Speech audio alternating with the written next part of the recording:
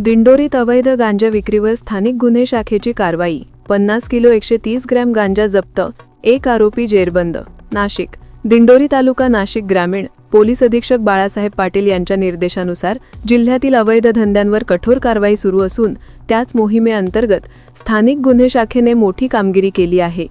दिंडोरी तालुक्यातील तिलोळीपाडा पोस्ट, कोचरगाव परिसरात अवैधरित्या अंमली पदार्थ विक्री करणाऱ्या इसमावर छापा टाकून 50 किलो 130 ग्राम वजनाचा किंमत 10,02,600 रुपयांचा गांजा जप्त करण्यात आला आहे.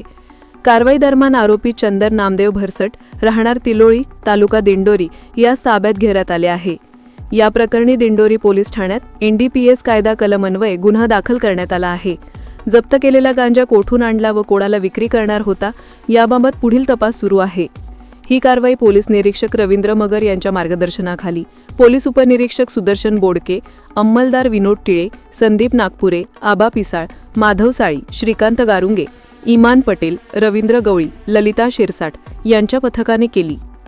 स्टार 1 महाराष्ट्र न्यूजसाठी इरफान पठाण, नाशिक.